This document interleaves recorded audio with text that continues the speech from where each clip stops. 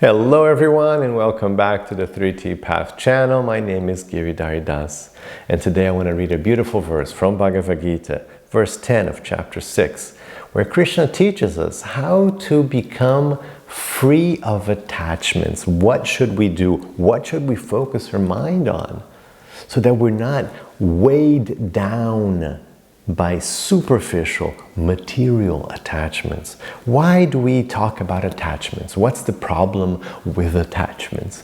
The problem is that yoga is teaching us that we have two natures. We have our true spiritual nature. We're actually spiritual beings, transcendental. Atmas is the term we use. We say soul in English, but atma is a little different. But we're just transcendental beings. That's who we are.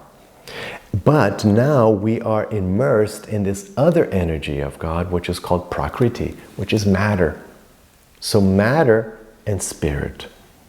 And so the problem with attachment is that this thing, this spirit, you who are free, spirit, you become attached to this thing which is not you, which is matter. So this weighing down, this tying of this free thinking, feeling, spiritual energy to this dead matter, that's a problem, because that weighs the soul down and it traps the soul in matter. It traps the soul in samsara, in rebirth, because you created these attachments, you understand?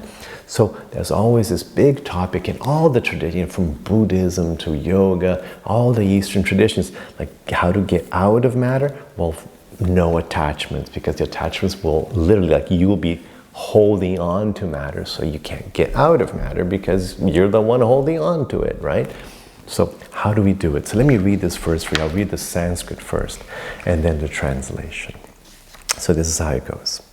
Yogi yuñjīta satatam ātmānaṁ rahasi sthitaḥ ekākī yatacittātmā nirāśīr aparigraha.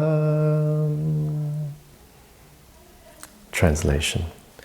The yogi should always focus upon and stay connected with their own atma, steady in solitude, controlling and focusing their consciousness unwaveringly upon their own atma. In this way, the yogi perfects aparigraha, not grasping or clinging to anything material. Very nice, isn't it? This is a translation from the book, The Bhagavad Gita Comes Alive by Jeffrey Armstrong.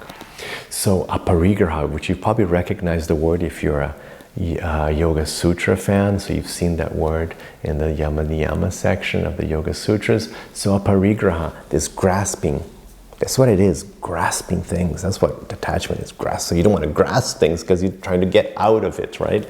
So how do you do it then? Krishna says, you focus on your own atman. You have to be aware of your transcendental nature. So we talked about the two natures, atma, prakriti, right? So you're like spiritual consciousness and matter. So how do you not grab onto matter? By remembering and focusing on spirit. This is the major basic teaching of Bhagavad Gita. Always be conscious of consciousness. That's what it means. You're conscious, right? You're always conscious. That's what it means to be a soul. You're conscious. So what am I conscious of? Well, we should be conscious of consciousness. In other words, use this power that the spirit has to be conscious, because matter isn't conscious. This chair isn't conscious. This wall isn't conscious. But I'm conscious and you're conscious. So what are we conscious of?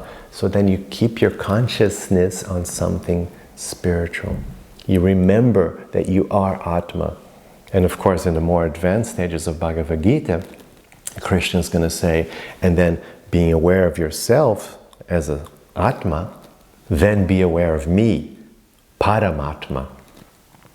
God is Paramatma, Supreme Atma, Supreme Person. So you're the person, but then God is the supreme soul. You're the soul, God is the super soul. So you remain conscious of yourself, soul, and of course of the super soul as well, because you're going to be in bhakti, you're going to be in constant loving connection as you advance in Bhagavad Gita, and you add more and more bhakti to your spiritual recipe of connection with God.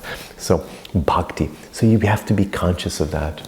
And that really works. This isn't just some empty words. This is something I've experienced and other people have experienced, and you can experience yourself, or probably have experienced already, where as you become more and more focused on your spiritual dimension, on God Himself, on Krishna, then naturally you become less attached to matter, because you're just remembering, you're not being deluded by Maya. Right? It's Maya, it's this deluding potency of God which makes you forget who you are, because He's like, okay, you want to forget who you are? I'm going to help you forget. If that's what you want, here's Maya. And then you forget everything and you're like, oh yeah, I'm just a person, I'm just matter, I'm just like this body and everything connected to this body. And then you just become a total materialist and you get lost in samsara.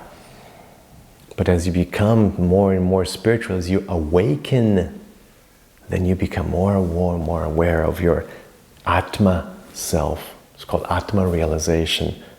And then as you more and more situate yourself as atma, not as a body, not as, oh, I'm this person born here and this is I'm this country and American, whatever, Europe. No. Atma. I'm atma, and more than atma, I am servant of God. Bhakta. I'm a loving devotee of God. I'm a bhakta. So then as the more you cultivate this identity, the more naturally you're not going to be creating so many attachments to matter, because you're like, okay, I'm just passing through here. This isn't it. I'm from another dimension. I'm from another reality. This is not my thing here. I'm just coming through here. I'm just, I got stuck here because I was silly, but now I'm getting out. So let me know if that makes sense. If you have any questions, please leave your questions below. I love hearing from you. And have your rest of your day with lots of peace and lots of love.